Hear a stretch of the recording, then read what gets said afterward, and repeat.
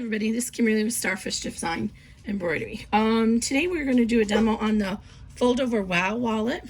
So funny story, backstory, I started this before COVID and I had gotten to this point. I had a single pocket here. I think I actually had a little zipper pocket here and then this zipper pocket like this.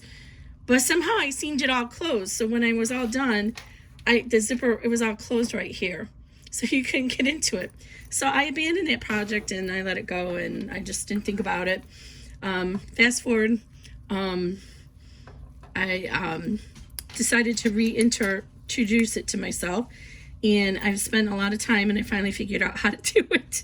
So that's what today is, Foldover Wow. So this is on the outside, you have two pockets, one on either side, and this fabric is, the lining is a little loose, but that's okay. So you can see how that construction works.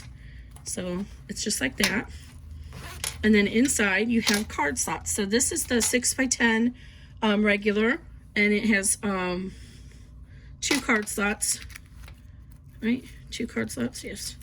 Two card slots on either side. And then there's a slip pocket behind that. And then the same on the other side. And then this one, I use two magnetic snaps. Now, these are a little on the outside, so when you get this version, I've moved the snaps inside because I wouldn't do it because there's a lot of layers here. But if you wanted to top stitch all the way around where I had these, you wouldn't have room. So I moved these in a little bit. So this, I wasn't gonna do a 5x7, but I knew people would be like, oh, I wish I could do a 5x7. And no, I cannot do a 4x4.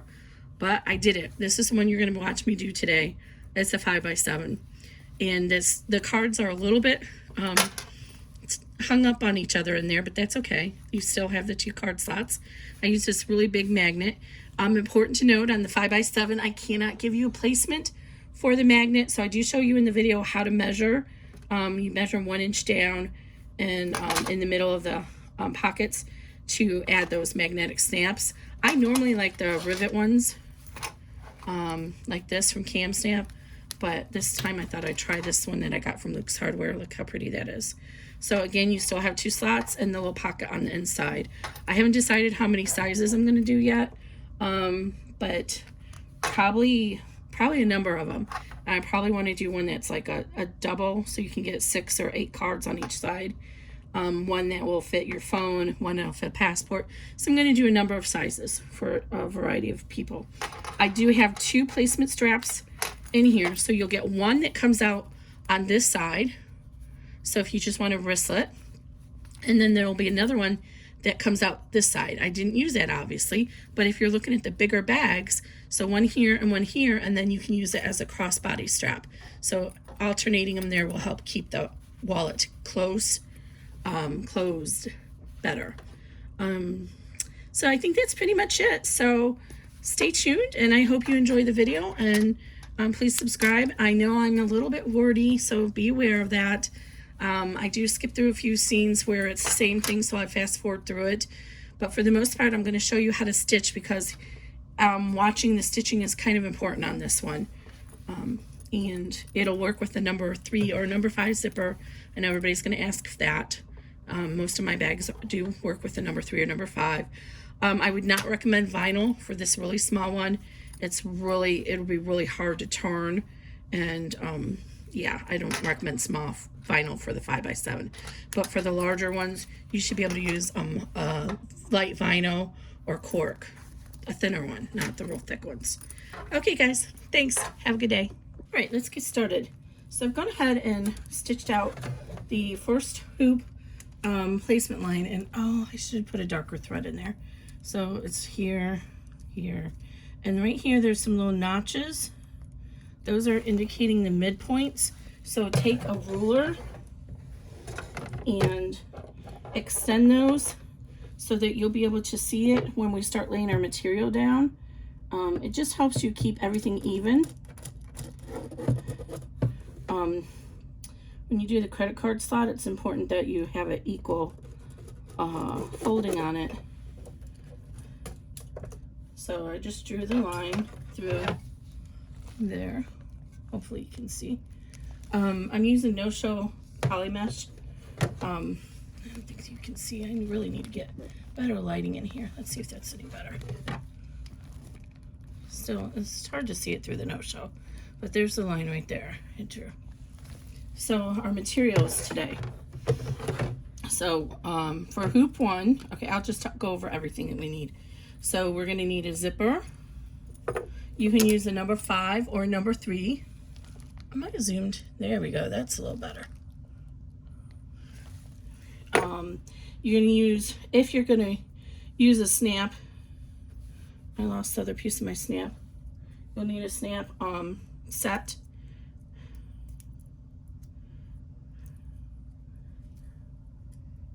Okay, I don't know what I did with that, but I'll have to, oh, here it is.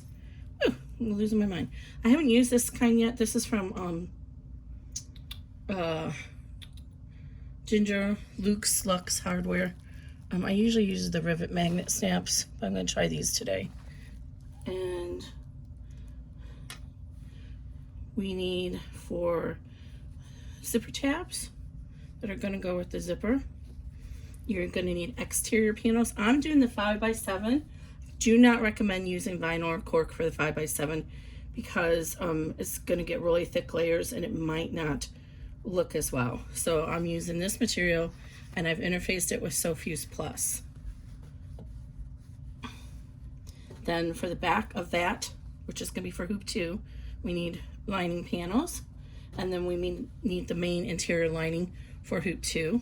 And I have starched these pieces just to get them, hopefully it'll be a little cleaner. Then, so this all was for hoop 2. And then for hoop 1, which is what we're doing right now, we need our card slot panels. And these have been interfaced with a lightweight woven interfacing. Alternatively, you could actually use strips of Decoville Light or SoFuse, and I'll show you when to apply those. And these are the wings. And I do hope everything is measured right because I haven't stitched out the 5x7. I wasn't going to do a 5x7, but I was able to. On the back of the card slots is a backing so that the card slot actually forms a pocket. And then this is going to be the lining behind the card slot. There's 2 pieces here. If your measurements, you have any panels that are very close to the same measurement, it's a good idea to mark the width on them. In this case, we're going to know the width because we're going to hem this. So this is a good trick. If you need like a 1/2 inch hem, draw a line at 1 inch and then fold over your raw edge to meet that line, and you'll have a perfect 1/2 inch. So what I've done is I've drawn a line at 1 inch with a friction pen. I put a piece of double stick tape and I'm just going to peel that off and fold it to that line. You can alternatively use glue or iron tape, or if you want, you can actually just fold this over, pin it, and do a hem on your sewing machine. This is going to be inside underneath the pocket, the credit card slot pocket. So how it's going to work is when we're all done, we're going to put this on the very end and it's going to overlap like this, and then you're going to glue or hand stitch. I'm going to glue or tape or whatever, and it's going to be going this way into the pocket, so you don't ever have to worry about pushing up on, if you follow my instructions.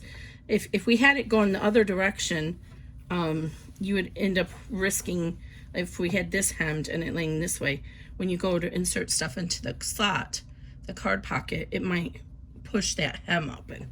So by doing it this way, it's not going to come undone. I still feel like I'm not getting enough good light in here. I'm sorry, guys. I need to get one of those halos and try that. Okay. So we don't need this right now. We actually will use this for card 2, for hoop 2. But I included it in your hoop 1 cutting instructions because it goes with the interior. So we can set all of this aside for now. And I forgot to mention the D-ring strap connector.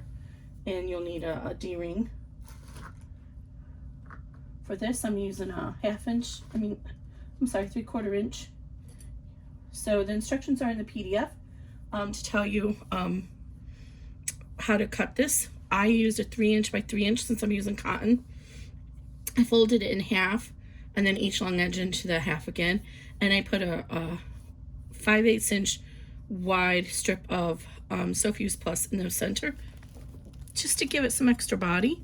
And then I just seam taped mine together with this double stick tape, but again, you can top stitch this on your sewing machine. Okay, so let's go ahead and get started. Let's move these wings and the backing panel out of the way, and we're going to do one card slot at a time. So make sure your thread matches your fabric. We're going to start at the top card slot. So I'm just folding this in half to mark the center and just putting a little crease there, and then I can line it up with the center mark there, and it should be lined up with the top die line. This, I call this a die line. Alternatively, you can call it a placement line. To me, it's a die line because it's just there for registration purposes, for you to know where to put things. And tape this down on the corners, because if it comes loose, you're not going to be happy. And we're not stitching this piece yet. We're going to stitch down here, and it's going to form a first of our folding areas.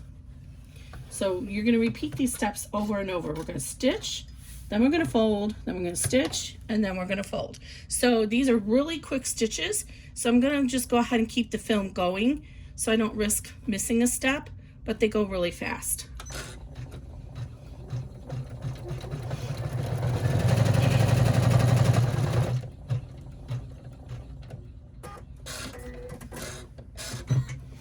And you're probably not going to be able to see this. I really need to change the thread. I think you can see it right there.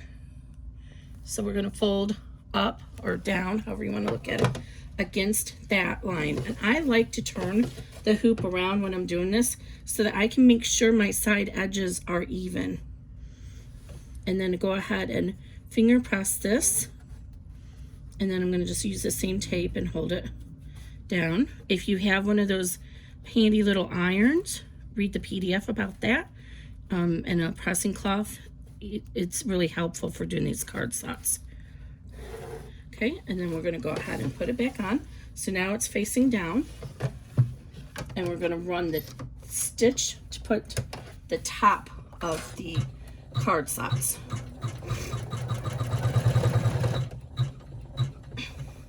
So this is forming the top of the card slot 1. 1 being the top card slot, 2 being the one closest to the bottom.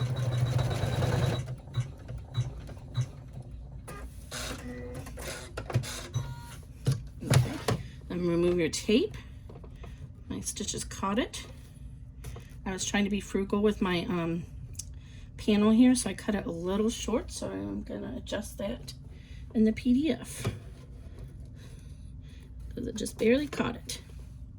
Okay, so now there's little it's hard to see because I barely caught it, but there's tiny little leg there. Makes it easier. So now we're going to fold against that line, and again we're going to make sure our sides are even and finger press, or if you have one of those little mini irons, now's the time to get that out and finger press or press this down. Let me get another piece of tape out. Now this size is going to look a little bit different on the inside than the 6x10 because I am trying to fit it into a 5x7. So it's going to be a little bit closer to the zipper. So now step 4 is going to run the bottom of card slot 2, which actually ends up being at the die line, the bottom die line, but I wanted you to have something to pressure fold against. So that's why I added it anyway. Oh, and I'm using transport tape by 3M. So again, here's our line, and I'm going to turn it so I can see this direction and make sure and fold it up against. So it's just here above that line. This time I'm going to put the tape up here so I don't stitch through it. Now it's going to run those little legs that will form the top of card slot 2.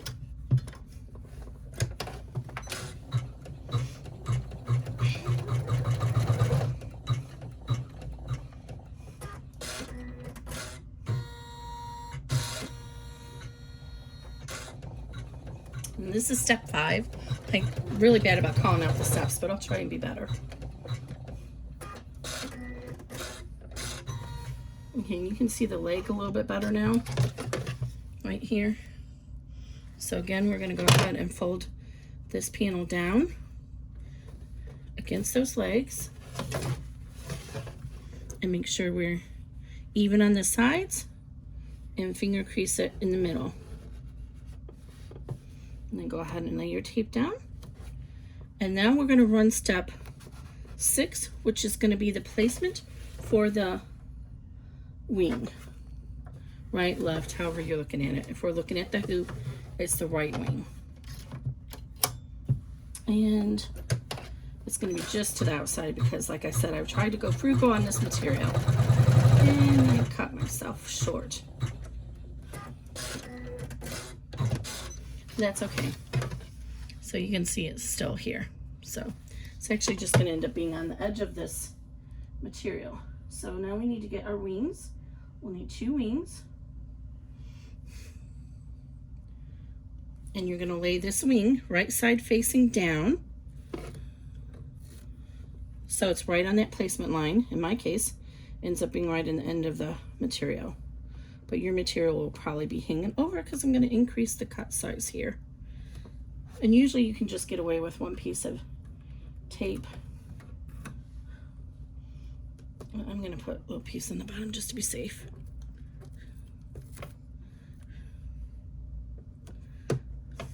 And now we're going to run step 7, which is going to be the tack down for that wing.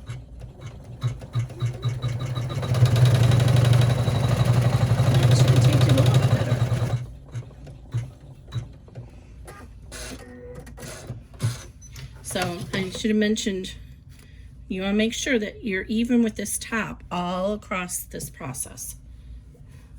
Now you're going to fold this over and finger crease the seam. And we're going to top stitch it.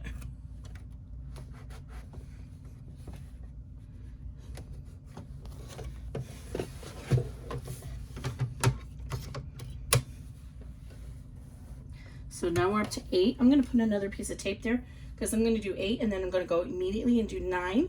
9 is going to be the placement for this side. I don't want, I think I already did get it a little puckered. I should have removed that tape over here. There we go.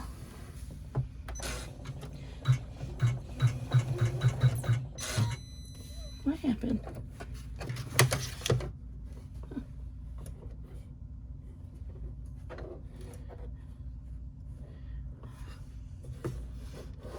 Try that again.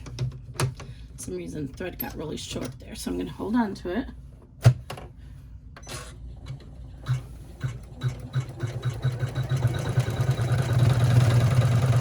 So this is 8. Then we're going to do 9 and it's going to travel over there so it can come up this way. Otherwise it would hit the pockets and the presser foot could get stuck in it.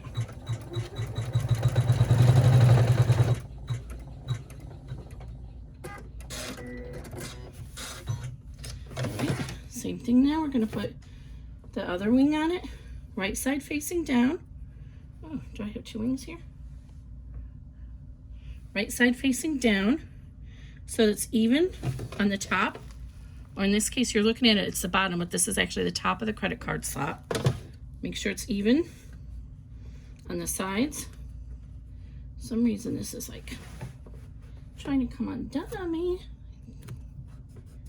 Make sure that tape stays there. Okay.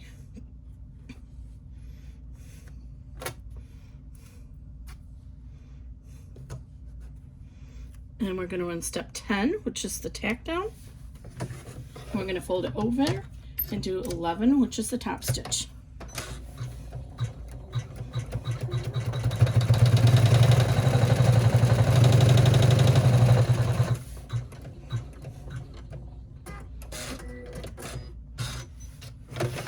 Alright, now we can remove the tape. Fold it open.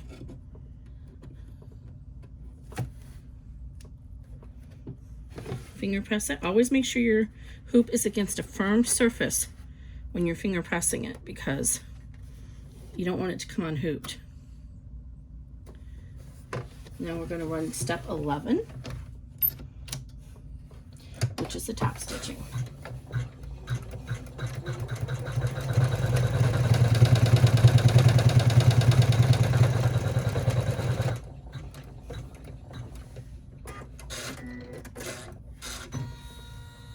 Okay, now we're going to get ready and start the second one. So there's our completed card slot. So you can take your cards and slide them in there. Make sure everything works.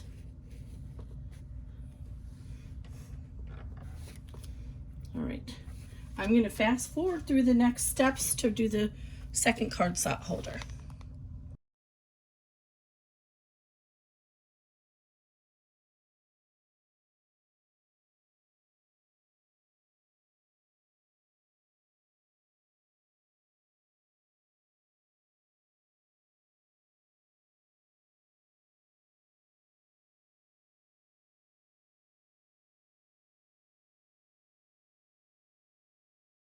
Okay, so we're all set now. We're up to step 22, which is going to be for the registration marks. So I've gone ahead and switched out my thread and put a little bit darker thread in so that you guys can see it. So what it's going to do is going to stitch a little box at each corner.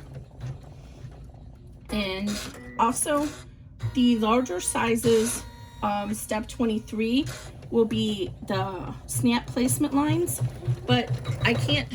If we put a snap placement here, it needs to go right here. It'll go through that credit card slot pocket, so I can't give you a snap placement on the 5x7. So I will show you how to measure and do the snap so it's even on both sides, but you'll have to do that manually.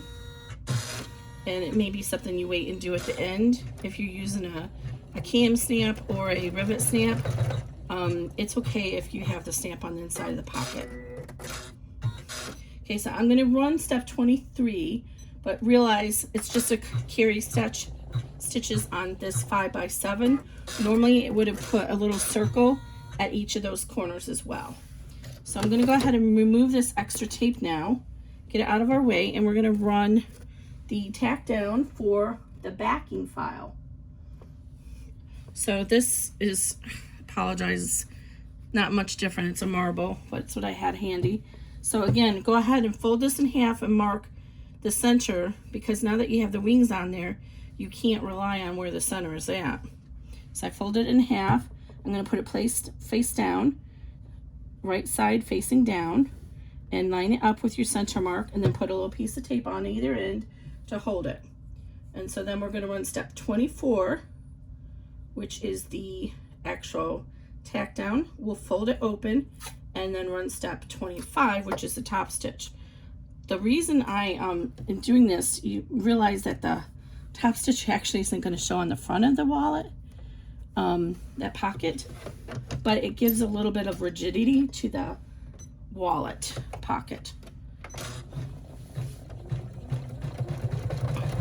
So that's why I added it. And it's in the PDF.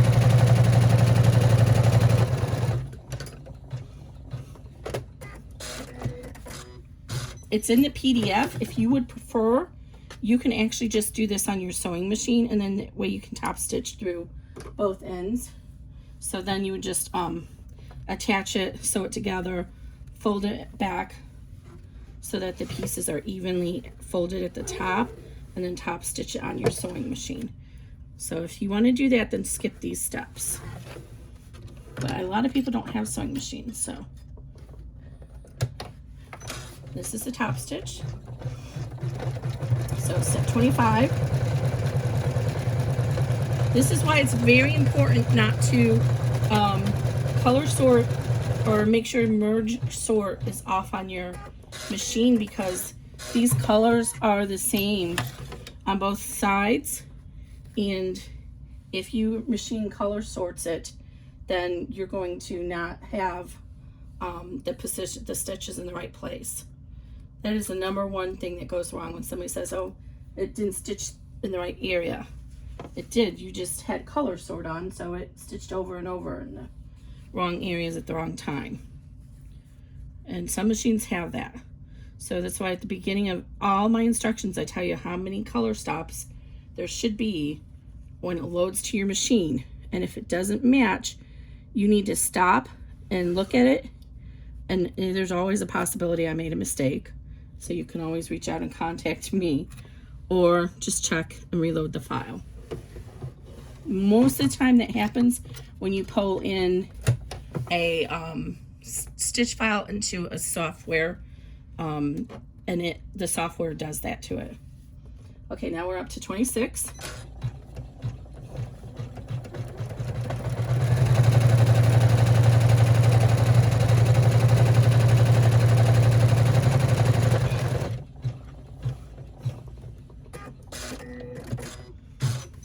Okay, fold that open.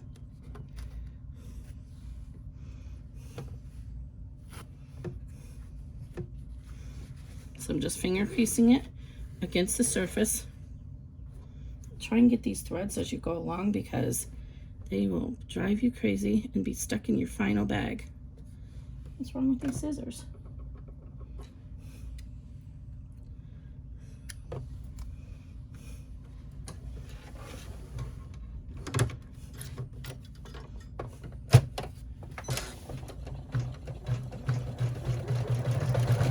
And you totally could have used tearaway on this hooping, and I forgot to mention that at the beginning, so I apologize, but it is in the PDF.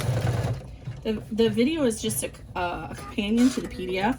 You should be reading the PDF, because there might be times when I don't mention something in the video. I think my tension looks a little bit off there. It's weird. Okay, so now step 28 is just that traditional. If you followed my patterns before, you know I have a stop to make the machine stop on a single needle, because what happens when you're sewing, when your machine finishes the design, it tries to come back to the center and it could get stuck on pockets or hardware or all of that. So we're all done with hoop 1. So you just want to go ahead and trim out remove the tape if there's any tape, and trim out the stabilizer. So I usually just try to save these big scraps. They come in handy for doing supporting satin stitching when you're doing any kind of heavy satin stitching. But again, if you were using tearaway, you could just tear your stabilizer away at this point.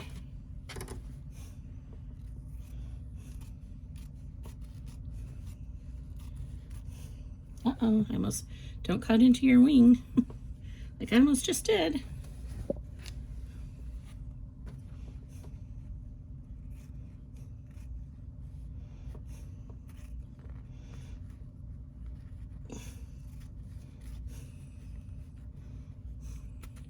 And the reason we're trimming this away is because we want to try and reduce the bulk in our wallet.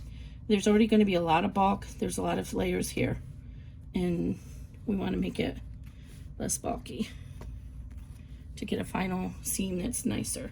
So here I'm just going to go ahead and fold this open, move my backing out of the way because I don't want to accidentally cut it.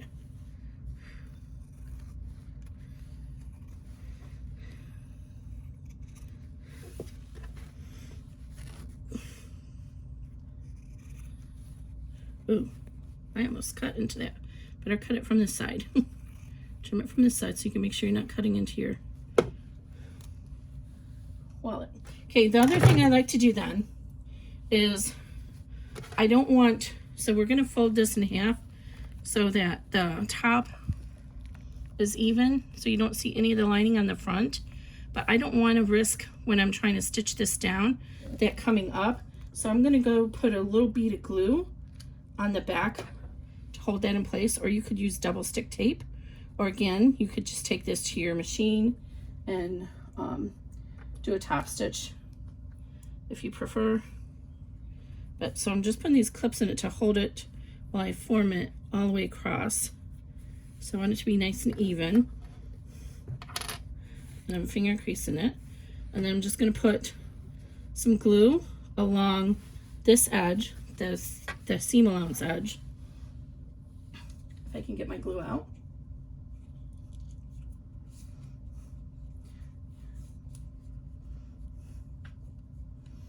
And have it sitting upside down, so it's not ready for me. So just go along this edge here. Start where the wings made it a little wider because I cut them a little wider for you.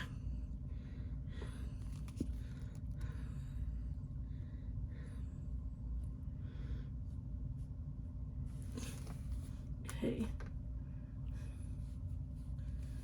And then just go ahead and fold this back how you had it. And then it sets up really fast, like within a few seconds. So usually I give it a minute.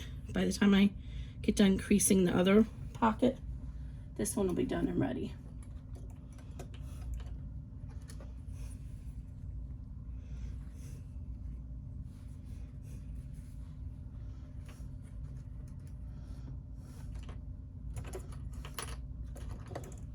Okay.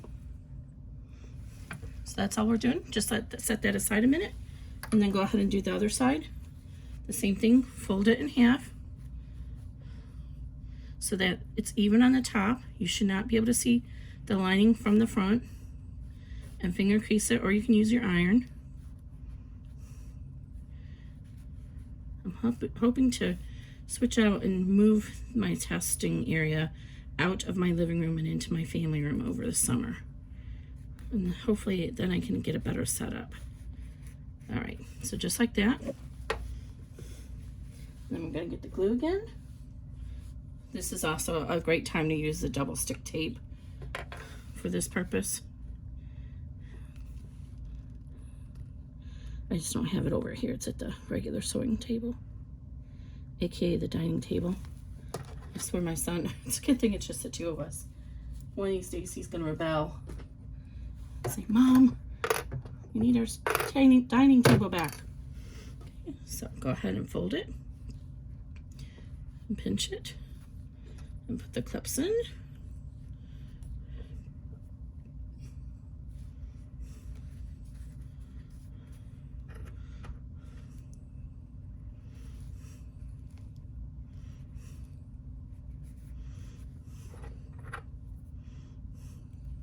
And just like that.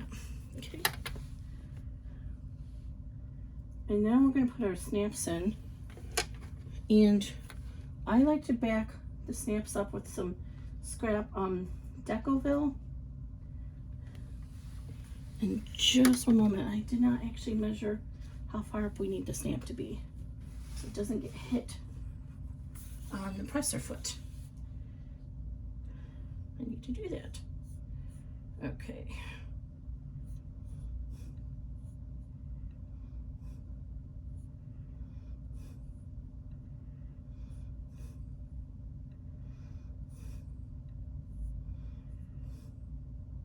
I will be right back.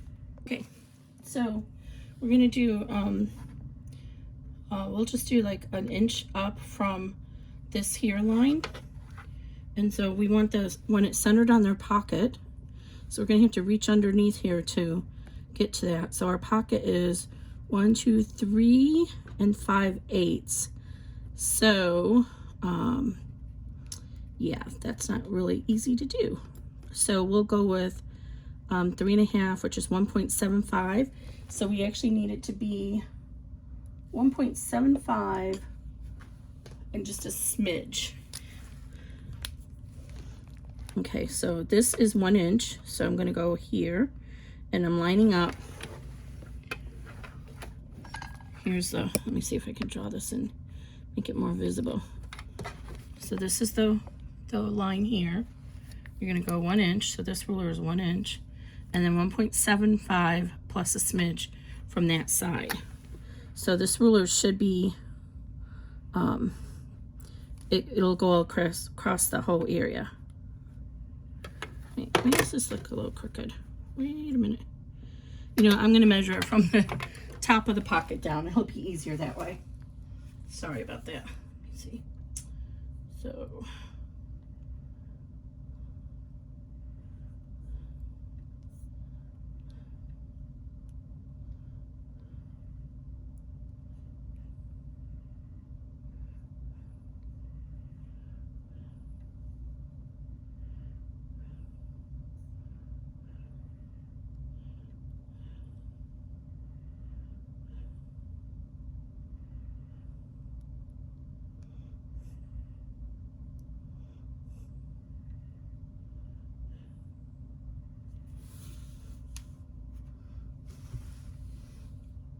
These are a little bit big, so I think I'm going to go with 1 inch because this snap is a little big. So I'm going to go 1 inch down from the top of the pocket, and then 1.75 inches, and which is right here, and then it's going to be the line in between the 7.5 and that. So it's not really good to see there, but, and then we'll make sure it matches before we do the other side. So it doesn't really matter which snap goes on which side here, the innie or the outie, it doesn't matter. So let's start with the outie. So these come with a little washer, and what you want to do is you want to line that washer over that circle that you just drew. That's why you need to make sure you leave enough room there. And then you're going to draw in these slots like that. And then very carefully get your seam ripper or your sharpest snips and pull it open so you're only going through this layer.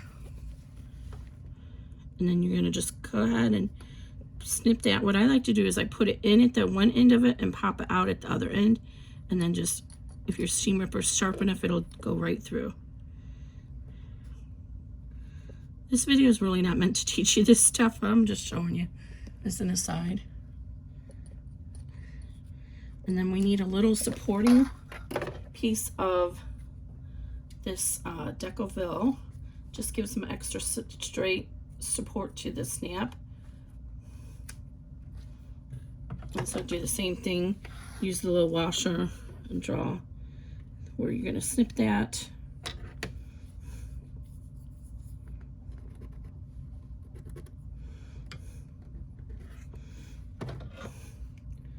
And it doesn't matter which side you have facing up and down. You can glue it in if you want to. And I'm actually going to glue another piece on top of it so it doesn't rub in and damage the fabric underneath. Okay, so now we got the outie piece, and if you want you can put some fray check there.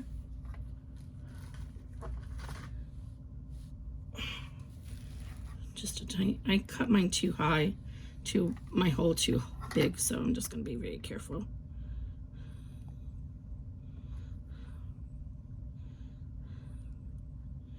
Oh. Comedy of errors today. Do you want to come out at all?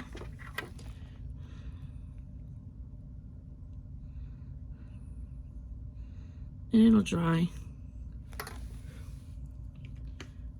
Whatever your favorite fray material is. Okay, so we're going to go ahead and put this in,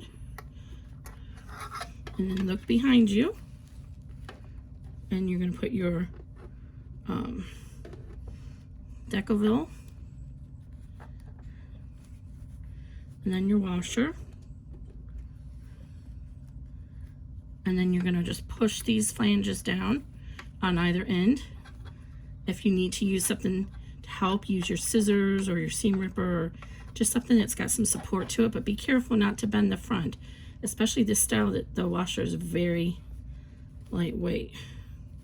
Okay, make sure it looks flat, and now I'm going to cut another piece of this scrap Decoville and put on the back, and this time I'm going to put a piece of glue on it so it'll hold it in place.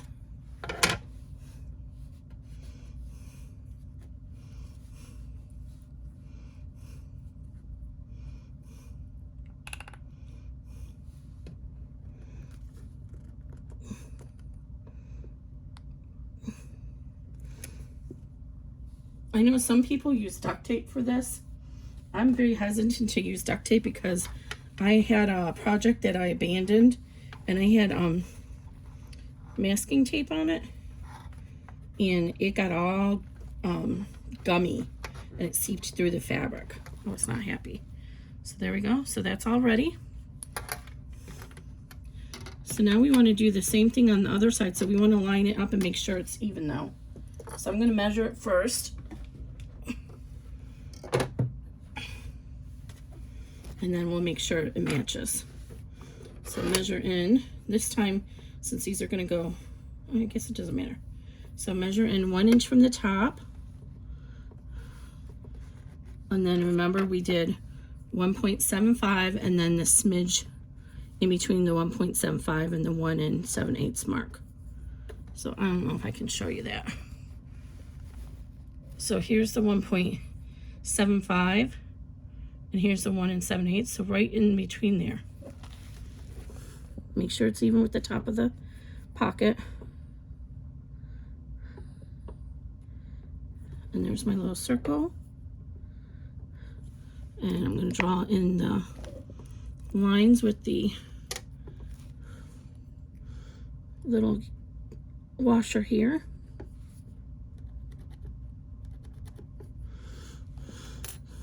Okay, and then, so now there's that little circle right there in the middle. So let's make sure, hopefully this all line up. If we line up these here pieces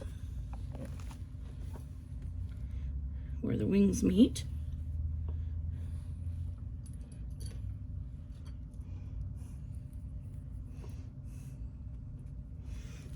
Okay, and then if we fold this up, and it does, see? Can you see that? The circle of the outie is right over where we placed the circle for the washer. Okay, so again, we're going to pull this apart so we're not going through both sides of our pocket. Seam ripper goes in one side and out the other side of the line I drew. You can use small snips instead if you have them. Okay, get our scrap of Decoville. We're gonna need 2 scraps, so I'll just cut both right now.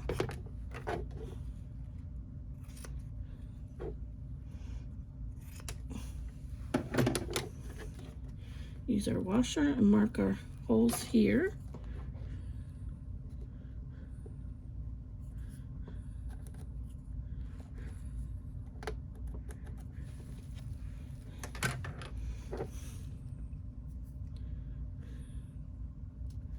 Remember, this one you don't need to glue. This is just going to support the fabric. Normally I would iron it on the back of the fabric even, but I don't have the mini iron over here. Okay, now this one has the flange fits it a very particular way. So when you go to put it in there, make sure that you have it in there the right way. Most of them are not like that. Oops, we forgot our fray check.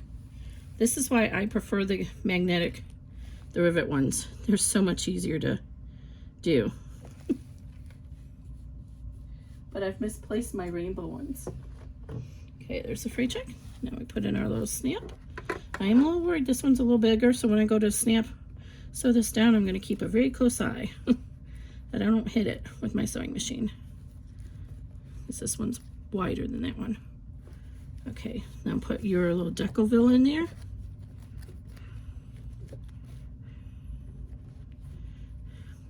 And if it does, I'm just going to skip those stitches and I'll just do them on my sewing machine.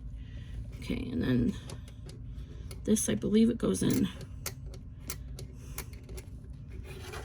Can't get it up. I think it goes in like this.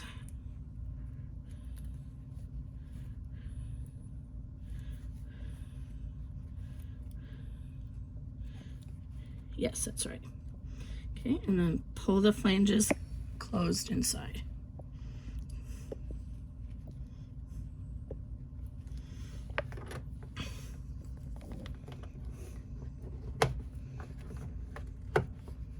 It's ready to start hoop 2. So, go ahead and run the placement stitch. It's still hard to see because it's dark. It's clear, but you'll see there's 2 registration marks here. There's a long one and a short one. Take the time now. I cannot tell you how critical this is. And draw these lines to the edge of the hoop and label them. And we're also going to mark the middle of our zipper. There's a tiny little tick mark there. So just connect the lines.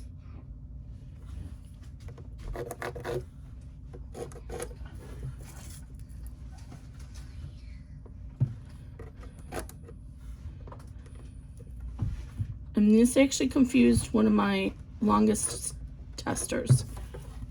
So it's very important. Oops. So draw the tick mark is kind of short. Just line it up with your ruler so you know where it's at. Okay. And again, I have poly mesh, no show poly mesh. Okay, so what I want you to do is take, in the end, when we're all done, these pieces are going to get laid on top. The piece with the hem will go first, and it'll get laid down against this one. So this piece is called DA.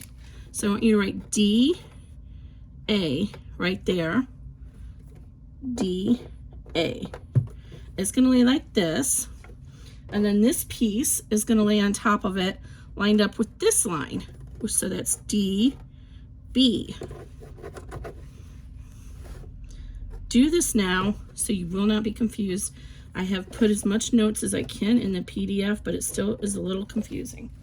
So if you write it now, this is going to get cut off later. You won't be confused later. So again, the long one is DA, the short one is DB. So do that now. We've lined up our zipper. So the first thing we're going to do is run our zipper. If you've not done any of my designs before, then you'll know, at least since March of 2020, all my designs will work with a number 3 or number 5 zipper, unless I tell you otherwise. So this line is 1 inch apart. So it'll work with the number 3 zippers that are 1 inch apart. Most of them are 1 inch wide. I have had a few that are a little bit more narrow, but most are 1 inch wide. And the number 3 refers to how wide the teeth are, which is 3 millimeters. So if you're using a number 3 zipper, you want to make sure all the metal bits are outside of the seam allowance, which is why I recommend the zipper be 2 inches wider. So I usually measure it 2 inches wider. And you would tape it down evenly between those 2 lines. But I like to do fancy stuff. I'm using the number 5 zipper tape. Number 5 zipper tape, you can guess, means the coils are 5 millimeters wide. So what I like to do is I like to start on the right side of the hoop or the closed side of the zipper, and I like to anchor that down and tape it in place. So what I do, you'll notice there's 3 placement lines for the zipper. This is why there's 3. With the outer 2 lines is what you use for the number 3 zipper.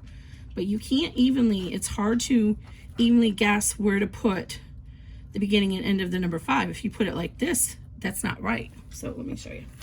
If you lay this zipper down, a number 5 like that, it's not right. If you lay it like that, it's not right. So you'll see there's a center line.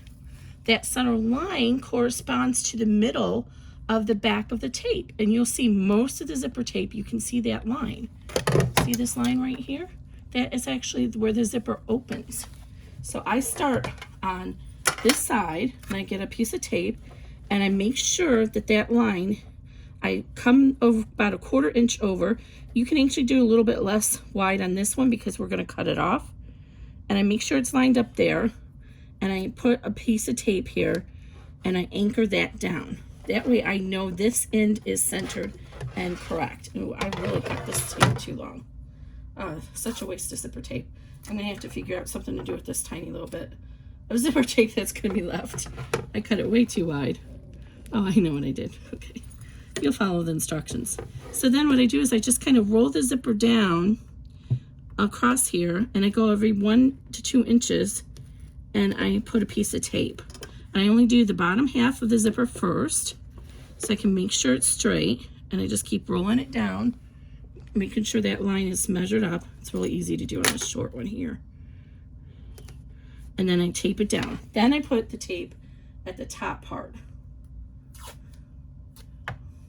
So I know that this piece is even, and this is just to help hold the tape in place so it doesn't move when we're stitching the tack down.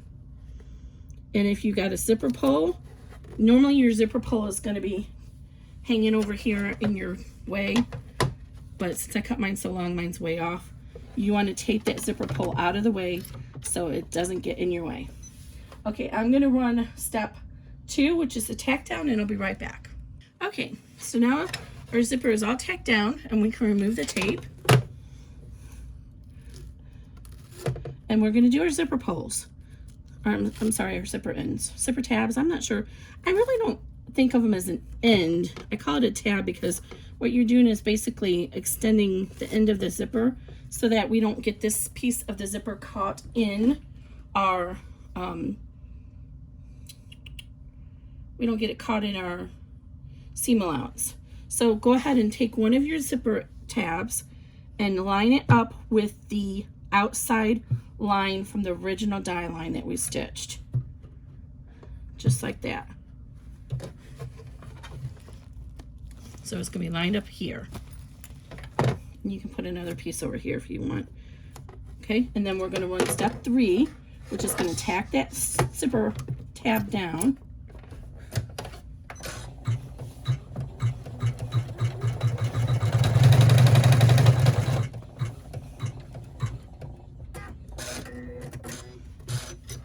Okay, now we're going to remove the tape and we're going to lift up the tab and trim off the zipper close to that tack down lines there.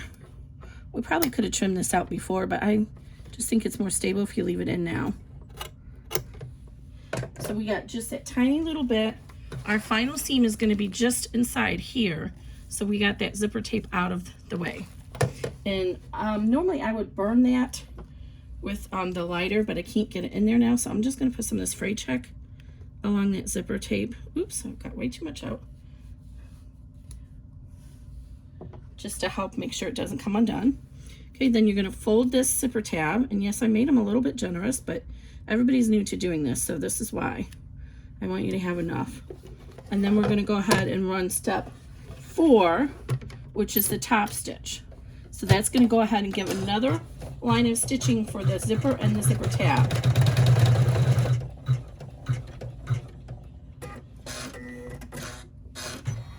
All right, and what do you think is going to happen? We're going to do the same thing over here. This time, though, we have to move our zipper pull out of the way. So kind of move it. I try to move it not too far, but this is a really big one because I don't want the tape to come apart. So just leave it there.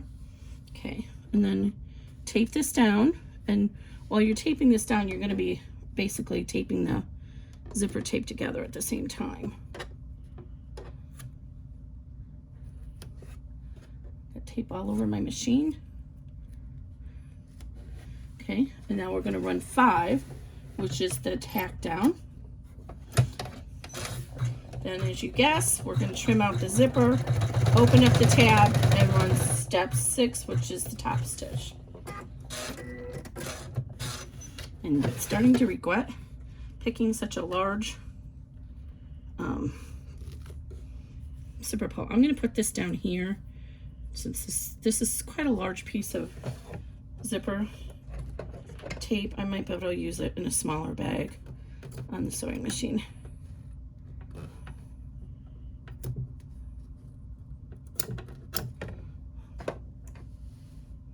Okay, and fold back your zipper tab and don't pull it too hard because you don't want to see the stitches. If you pull that too hard when you fold it back, you'll see the stitches. And now we're going to run step 6, which is the top stitch. And then we're going to get to the fun part.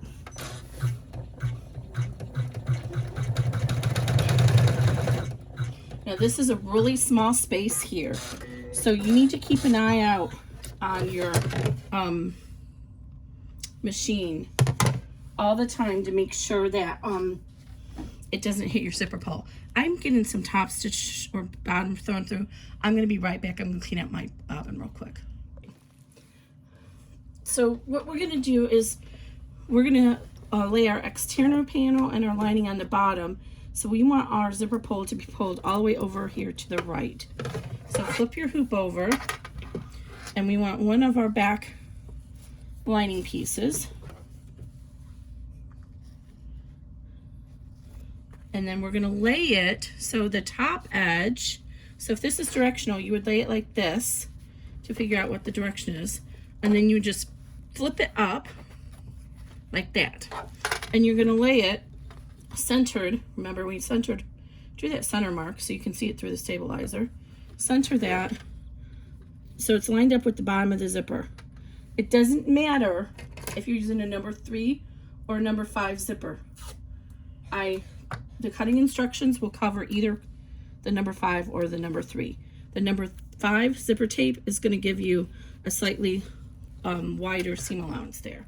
So when you flip this over, make sure this doesn't come undone. You can tape it if you need to.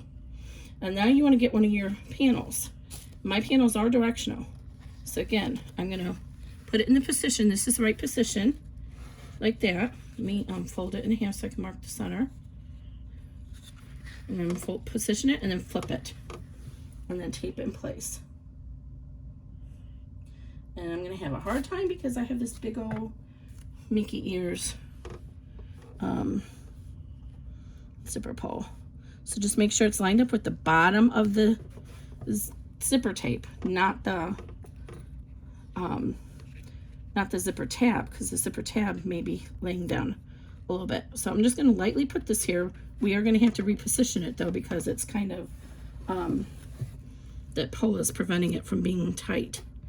So the next 4 steps, and then again when you do the other half, are broken up. It's going to stitch along to about right here and it's going to stop. Then you're going to move your zipper pull over and then it's going to finish. It's going to do that for the tack down and the top stitch. This is really important if you're on a multi-needle machine, especially if you're doing this big one.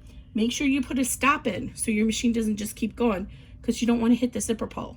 When you hit hardware, your needle has a chance to break and it has a chance to throw your machine up, the timing off. So you want to avoid that at all cost.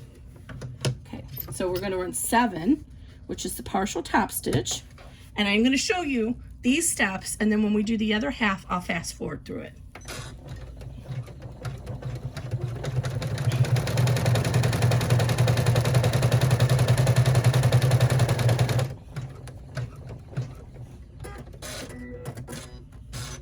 Okay, now pull this up and move your zipper pull over all the way to the other side.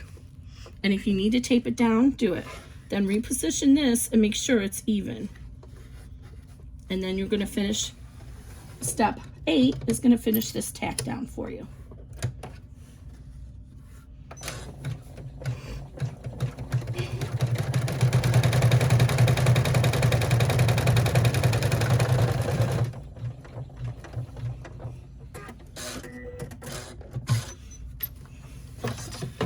Okay, now we're going to turn it to the back and we're going to fold our lining down and finger crease the seam and tape the corners down to hold it in place. This way our top stitching will go through the lining as well. Go ahead and remove all the tape up here.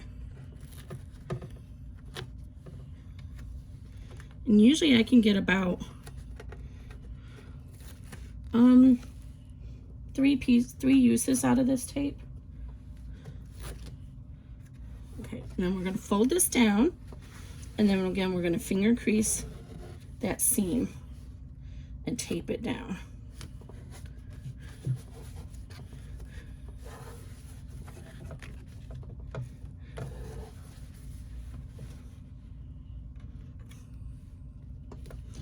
And I can see my seam allowance right here is a little bit off, so somewhere I didn't have my zipper quite right. Okay, you're going to see that step 9 is positioned to start on the right hand side. So we're going to start the top stitching.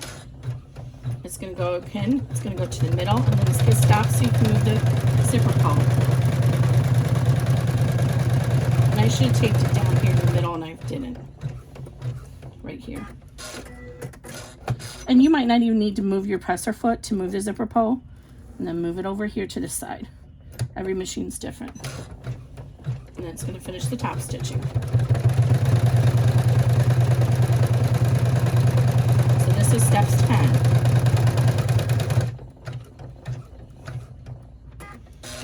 And I forgot to call out at the beginning, there's 20 steps in this one.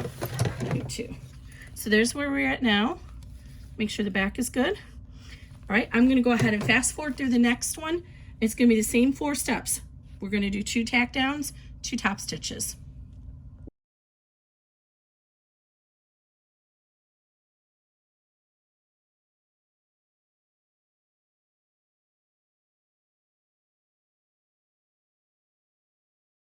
Okay, so we're up to step 15 now.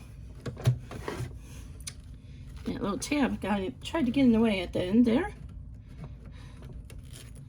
Okay, so now you see in the back, our lining is done, and on the front, our exterior is down.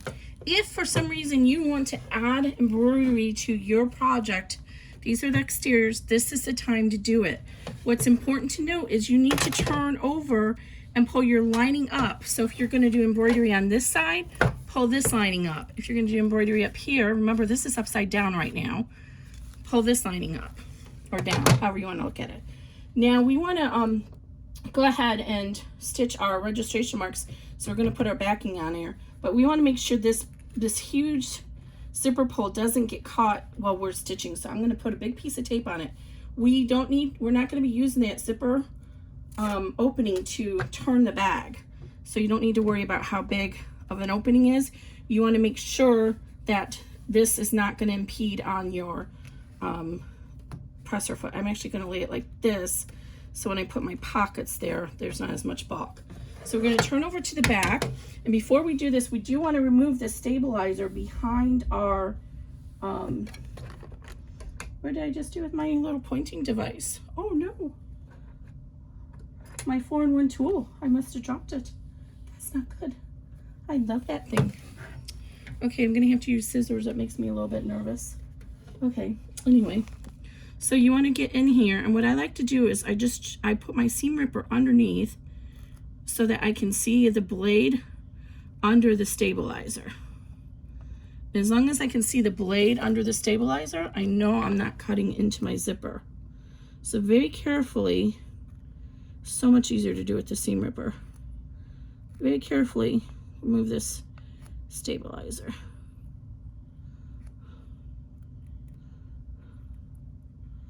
Okay, I'll be right back. Okay, sorry, had to find that seam ripper. I was so afraid I was gonna tear into the zipper with that scissors. So again, I'm gonna show you what I mean. So I try to use the seam ripper and I get it in right underneath where I can see it, and you can see the little blade there. And then I know I'm safe to go ahead and cut across. The tension on the hoop kind of helps hold it in place, and it does not cut the fabric.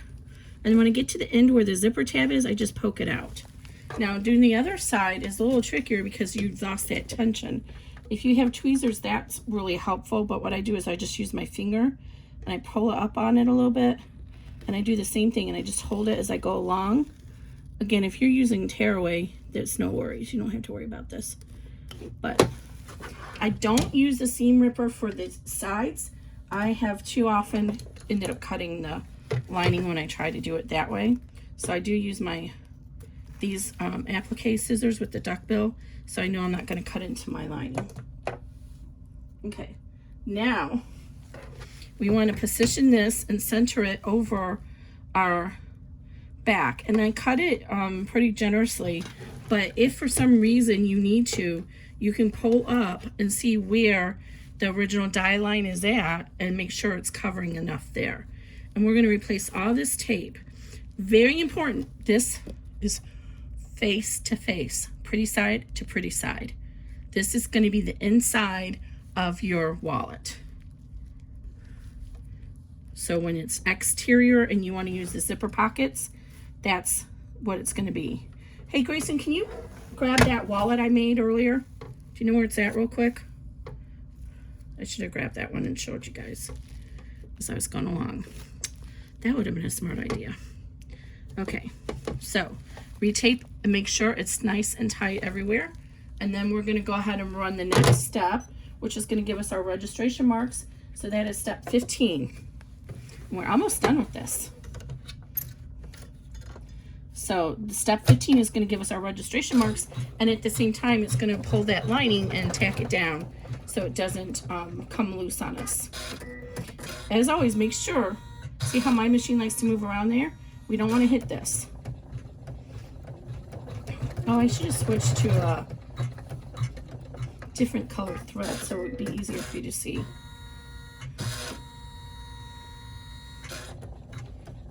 You don't need to switch the thread when you're on top of it, but it is hard to see in the video. Okay, so after the registration marks, we're going to do our D-ring strap connector. So go ahead and run step 16.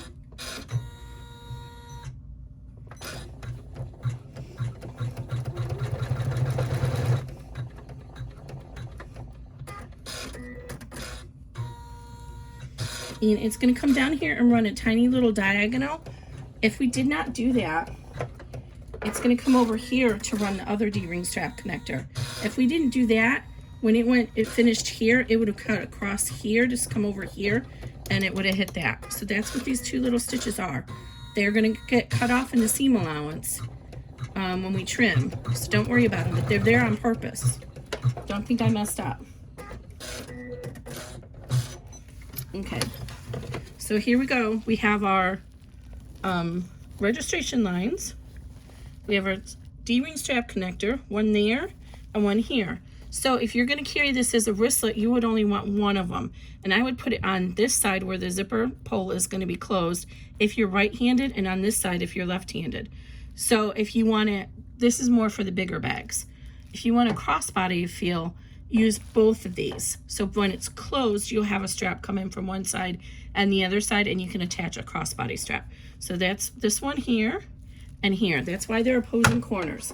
And again, make sure to on the back and make sure your lining didn't come undone. I'm only going to use one because this is an itty bitty wallet, and honestly I'm not even 100% sure the card's going to fit in the bottom when we're all done. So I hope so. So I have my little D-ring strap connector that I showed you earlier. I'm going to put the green side in because I want the prettier side. And then I like to use a big piece of tape to hold this down. Oh, I just wheezed a little bit there. Sorry about that. My allergies are getting bad again. I keep getting wheezing, and I take allergy medicine. I take asthma medicine, but I think I need to be regularly taking allergy medicine. How about you guys? It is middle of May here in Ohio, Columbus, Ohio, United States. And it's already been up in the 90s. It's crazy. So every so many years I have spring allergies. Usually I only have winter allergies or fall. Okay, so I want to take and have 1/2 inch of this over that placement line.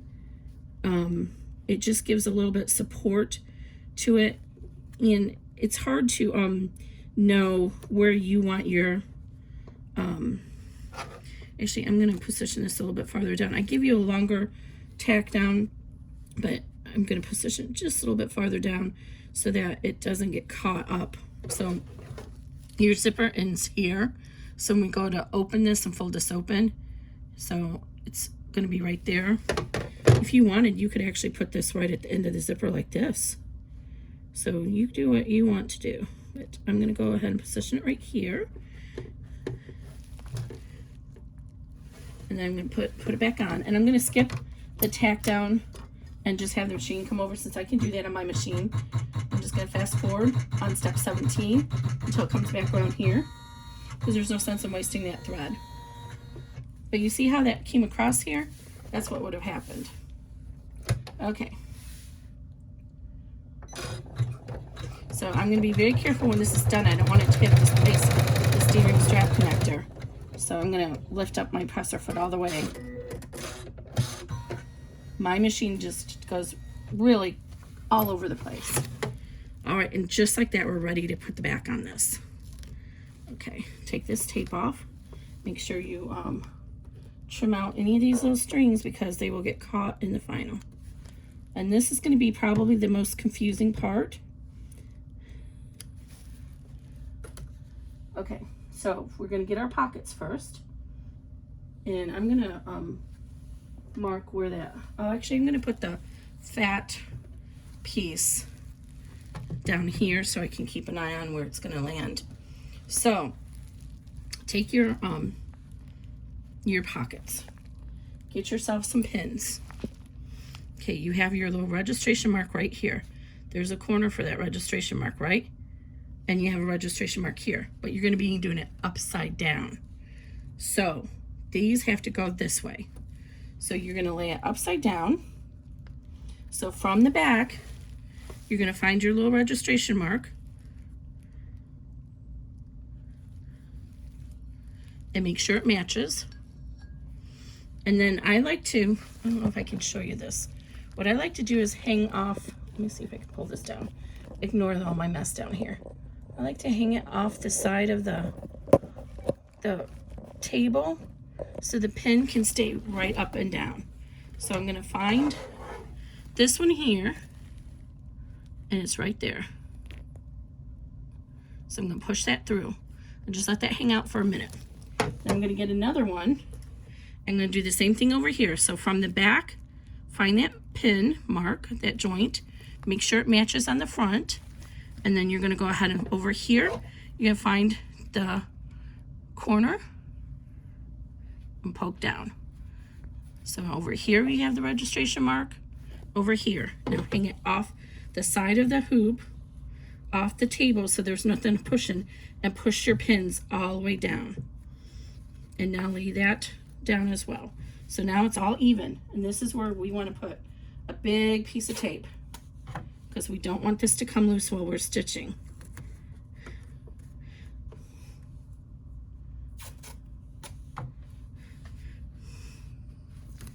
And then I'm actually going to put a piece right there too, just so this doesn't come from the pressure of the table, so this doesn't pull that way. So I'm putting a piece right there.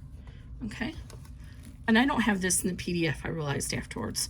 So now we've got this all set, and I'm going to go ahead and mark with a pin where that magnet snap, the bottom of it is, so that I can keep an eye on when the machine's coming around.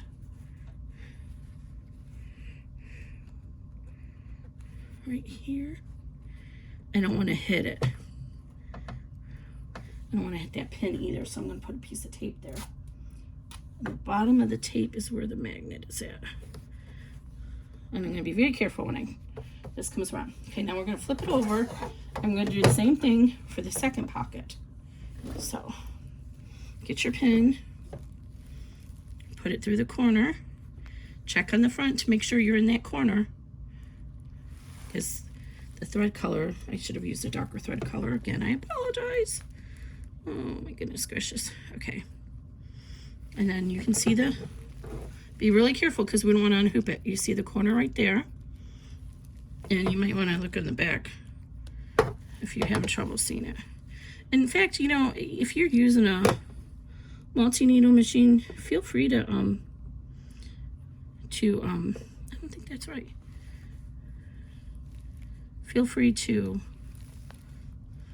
hold on a second, I gotta push this through from the other side because I can't see where the corner, oh, I see what happened is it took a little taper before it came over this way. Okay. My thread came out, that's what happened. And I didn't notice it, okay. But I just marked it with that pin from the other side. I could see it from the other side. Okay, so where's my pin at? There's my pin.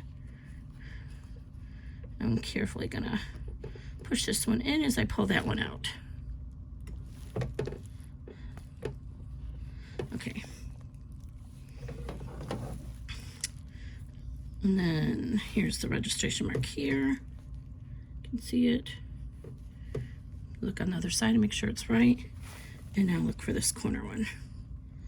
Right there. You see that? Make that corner one. Right, lay it over the side and then lay this down, and everything should be nice and even, and tape it down. And this is such a small one that it's like there's like not a lot of area to tape it to because it takes up the whole hoop. And we'll put Siam in the middle.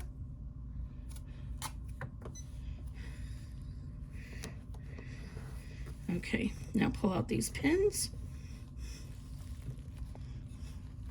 Okay, now we're not done yet. So, if you want and you feel more comfortable, you can run step 18 now and just have it be on the exterior. But I like to do them at the same time. So I'm gonna end up covering this up with the backing, so I'm gonna have to keep an eye on that again. So remember we talked about that 5 or that DA and DB, and I'm hitting them now. Carefully pull this up, and it's going to be underneath here. You need to line up this panel with those, and it's much easier on the big one.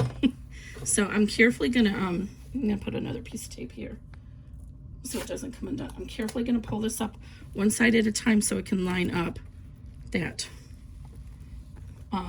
this one, the hem one, goes down first. So I want to look for where my line was at. I'm at the right side, aren't I? I can barely see it myself. I should have used a darker thread.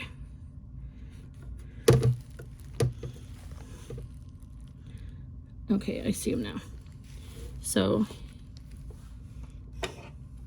here is the line for the DA, and here's the line for the D3 or the DB. So it's kind of hard to see it because I don't know. I should have used a Sharpie or something. That orange didn't stay showing up very well. Okay, so that's where we're going to lay it up, and it's going to be even to the other side. So we're going to lay this one, this line, this with that one, the top of the hem with that line. So make sure it's just even across, and then tape it down. And we're going to use a lot of tape on this layer.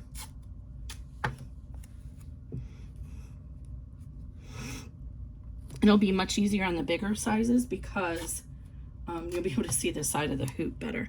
So what I should have done was drawn the line all the way up here on the extra side. Okay, now let's come over here. See if we can see it better on this side. Carefully pull this up because we don't want to pull it all the way up. And yes, I can see it on this side. So there's my DA and my DB. So make sure my DA is lined up with that line. And it is. So now we want our DB, which is the raw edge, to be lined up with this line. So it's going to line up right here. And it basically, you don't really even probably need the line. It's basically going to overlap about an inch. So 3/4 to an inch. So you can even just measure it that way. Again, you want the wrong side is facing, or I'm sorry, the right side is facing the back of the credit card pocket. Okay, hem side goes first, back of the credit card pocket. Hem side, this side, overlap. Let's put a little piece of tape here. And where's my little marker for that magnet? I don't want to lose track of that. And just put some tape all the way around. Make sure your credit card slot didn't come undone. If the stitching goes through the tape, that's fine. I don't usually have any issues with it. Okay, where was that? Right here. Okay, so hopefully I won't hit that. All right.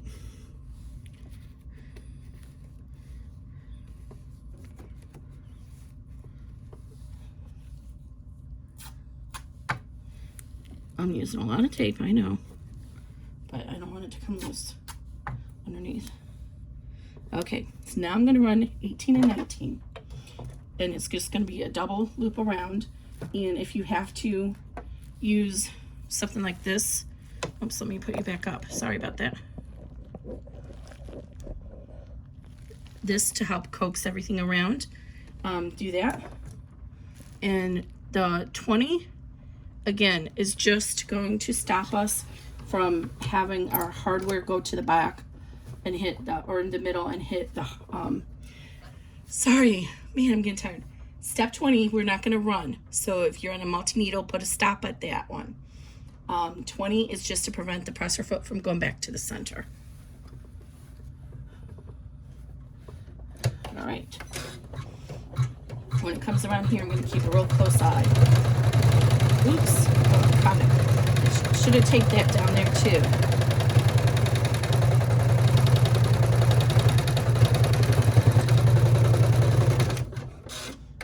Oh, I think I I'm just gonna make it past it. Woohoo! Yes. All right, that made me happy. That was a little bit big of a snap. I won't recommend using a large snap. I recommend sticking with a 14 millimeter. That's all you need for something this size.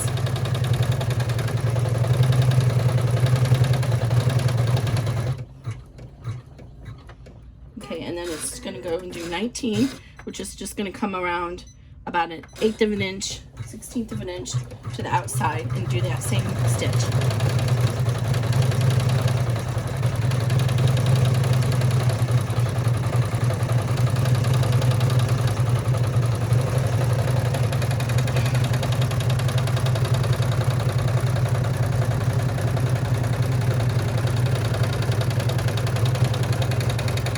I have my glue upside down since it's half empty, so it's ready for us.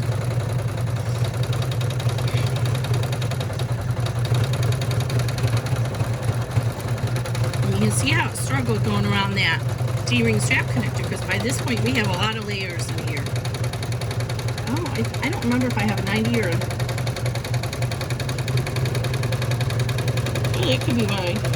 I still have a 7511 needle. I should have switched to a 9014, but that's okay. It managed, because I don't have any vinyl. All right. Now, nothing on the back should have come loose, because remember, we tacked that down earlier. So I'm going to move my hoop out of the way. It's one of the nice features about this machine. And now it's time to remove all this tape.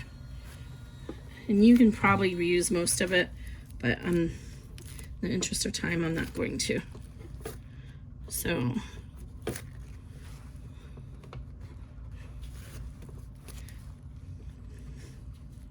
and we're going to trim all the way around, and a couple of items. Do not trim the strap connector flush to the side of the bag, the wallet, because we want to make sure there's some extra spacing in there. Basically, it creates a cantilever effect, so that when you're carrying it on a strap, there's some extra resistance from the inside of the wallet to offset the pressure that you're putting on it from the strap. And by doing that, it helps to take that stress off and reduces the likelihood of that strap connector coming out of your seam. And I've seen that happen to so many people. Now, on a wallet like this, you're not going to be carrying anything heavy like that, so it's probably not going to happen, but it's just a practice, best practice. Okay, just like we did before, we're going to trim out the extra stabilizer. If you're using tearaway, this one, the stabilizer does stay inside, you can't remove it, so if you're using tearaway, keep that in mind. I don't want my fabric to get cut, so I got to pull this up so I can see.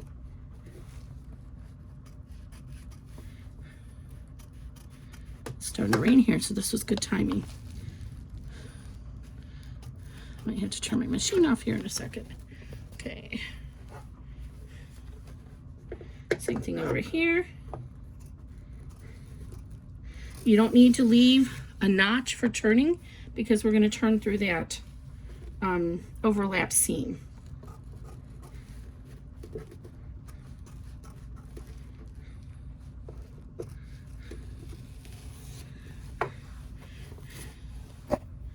Oops, I got a piece of tape still in there.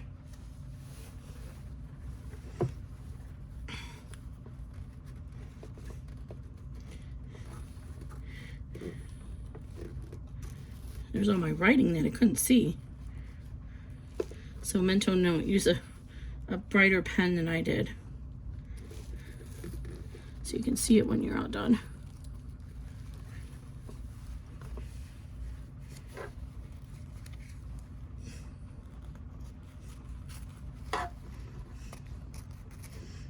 All right. So I'm going to find where my D-ring strap connector is first, so I can trim that side so I don't accidentally cut it off. It's right here. So I'm going to go ahead and trim this side first. So I'm pulling this away from the D-ring strap connector, and trimming it.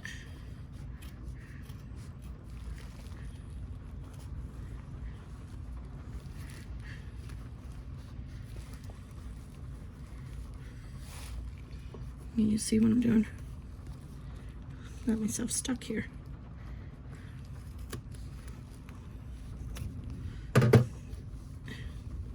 Alright, I'm going to flip over here and do the same thing on this side, just so I can get that out of my way and don't accidentally cut it off like I did the last time.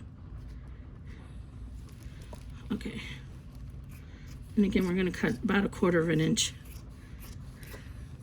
So now our D-ring strap connector is clear. We can go around the whole thing and we don't have to be as careful. I'm using the Kai 7205 professional scissors, and they just cut through this like a hot knife through butter.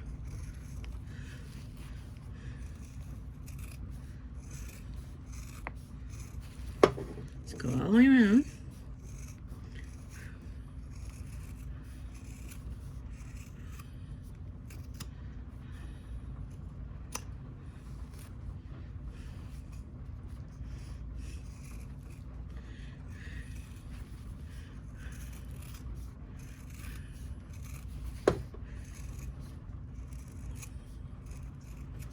All right, this can go into the bin.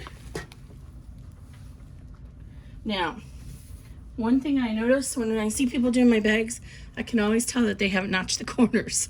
This is really important. This is a rounded edge if you want a nice clean finish. Either use pinking scissors or use your sharpest scissors and come in and notch the curves. So I start right where the curve is at.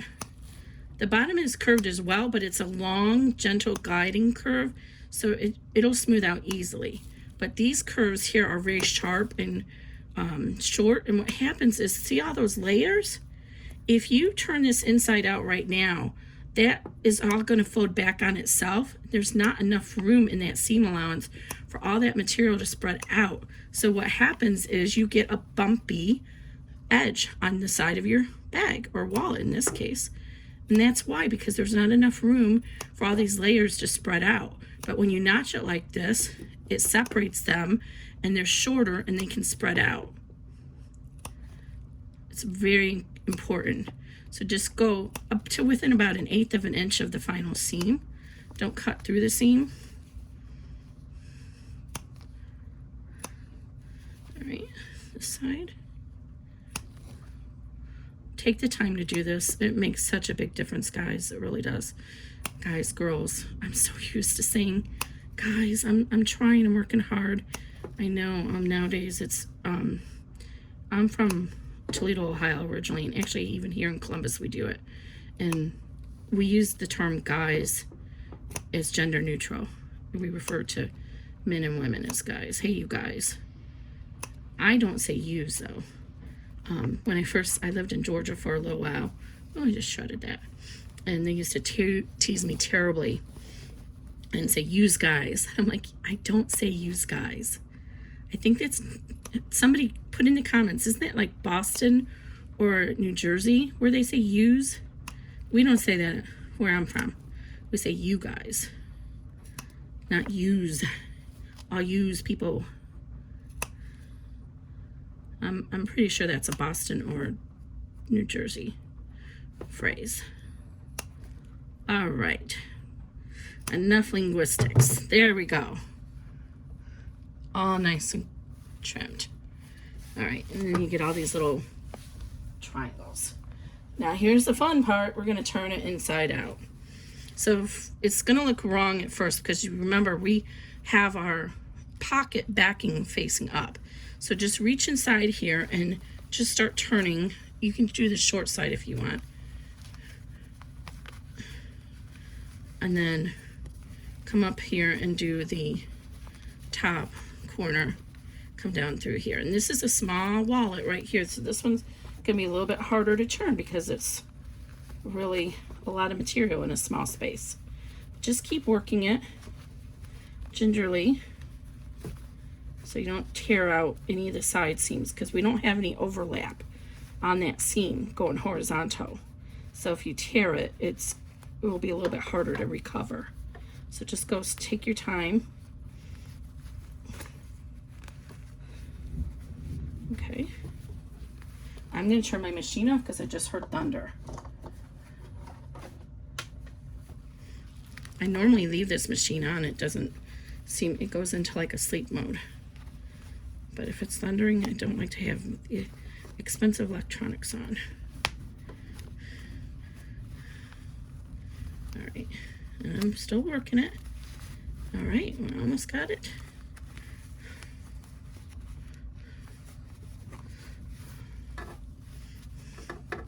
And then reach your hand in as far as you can and push out those corners. So my hand's all the way in there, right along the bottom. I'm still going to use my pokey device, but it's better if you can get started with your fingers and do the side seams.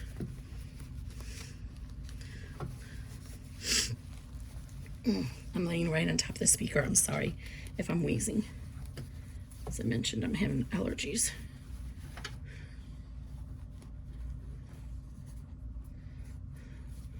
Okay, smooth out the top there. All right.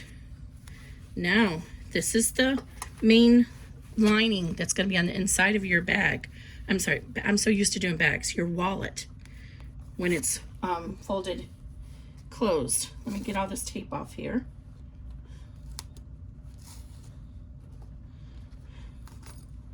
Okay. So let's get our little pointy device here and make sure we're happy with how smooth this is before we close the seam. So I'm going to push out.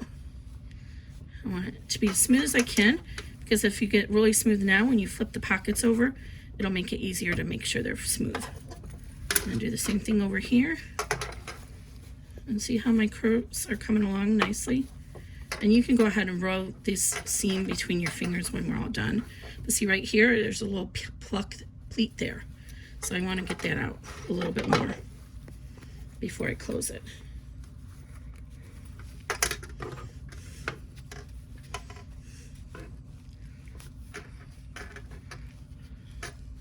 All right, there we go. So we're going to tuck that raw edge in there. And what I'm going to do is run my fingers. See how the seam allowance is pulling this lining up? See that? I'm going to run my fingers through here, and I'm going to help coax it to stay down. And I'm going to put some of those clips on it, because I don't want that. I want to keep this really taut when I glue it closed.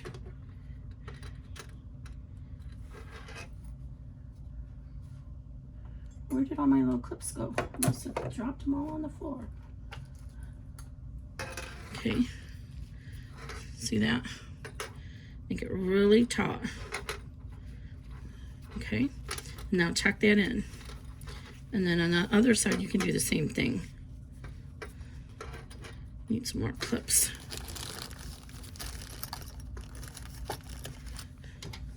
Just kind of fold it in this way. Put these little clips to hold it in place so you can get that lining really snug and tight. I didn't do a very good job on my first one. It looks a little baggy.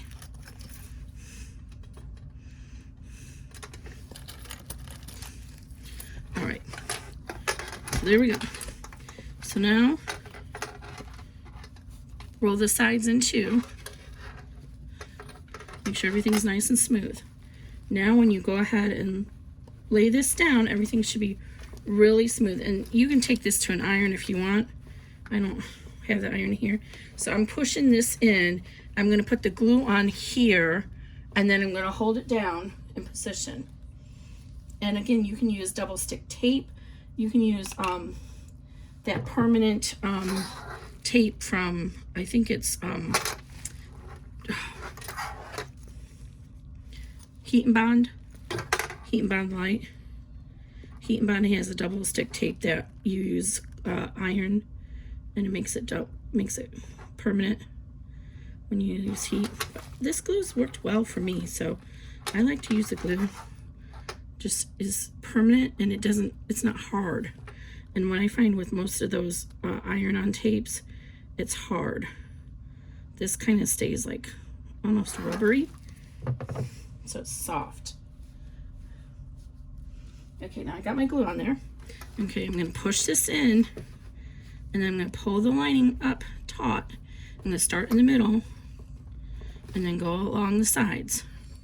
I think you can see what I'm doing. Yes, good. And then you're just gonna do this all the way around.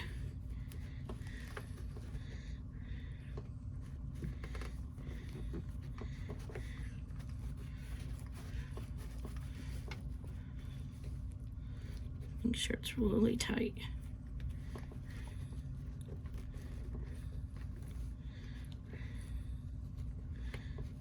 All right, and then you can put these clips on the sides to help hold it.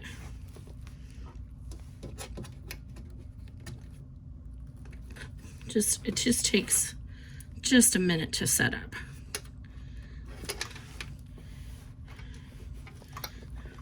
Okay.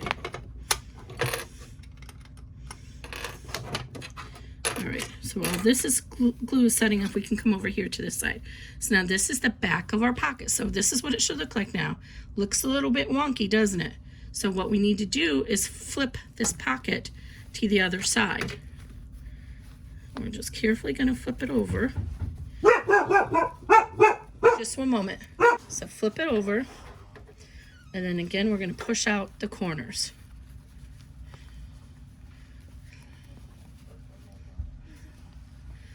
Just push it all the way around, and then use your little pointing device to push those corners out and smooth them. See how thick that is? Because there's so many layers there.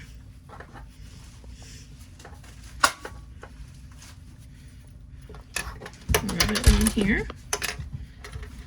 This one seems like it's not quite out. I'm gonna try to push a little bit more. And this is gonna be the $1,000,000 question. Do we have enough room for that credit card in that bottom slot? I'm not sure. It's not looking good to me. I wasn't sure I had until I tested it. All right, there's that one. All right, and then let's do the same thing over here. Our glue should be nice and dry by now. And flip it over.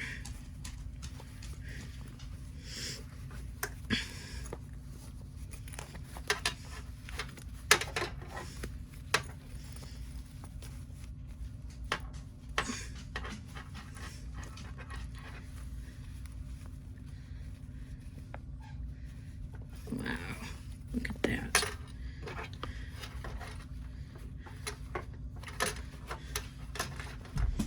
All right. There we go. And then we close it. Did our magnetic snap and match? It did. And then here and inside is your pocket. So you have room over here and you have room over here. Now this does kind of stick up a little bit, but the zipper should not impede on it. How cute is that? You have her. Now let's see the $1,000,000 question. Will the cards fit in it? That's really short. All right, let's try this out. I can tell by looking at it that I can pull the pocket up a little bit more if it doesn't fit.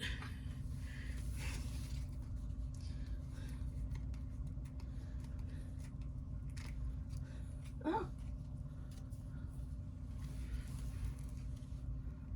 Got the gluey stuff still stuck on the back of these. There we go. It does. So I have a little bit, but not a lot of room, because see, the problem is this is where the zipper ends. So if I put this pocket up here, when you go to close it, there's not enough room there for the zipper to spread out. See, you can't go that high. That's why it looks so short to you. But it does barely fit, but it does. You can get 2 cards in there. I'm a believer. I really didn't think it would fit, guys. I was like, there's no way this is going to work with the 5x7. I'm going to have to just do 1 pocket on either side. But not only did it work, let's check this side. It should be the same. This one gets covered up a little bit, but that's okay. You want 2 slots, don't you? All right, there we go. Oh my Lanta. Is that not the cutest little thing? And then you have pockets back here to put your bills or receipts or whatever you have. All right, I hope you guys like this tutorial. Today is the 15th. I don't know when this video will go live, but it might be up there before I'm done listing this. Obviously I have a lot of sizes to do and test, but I hope you guys like it. Thanks.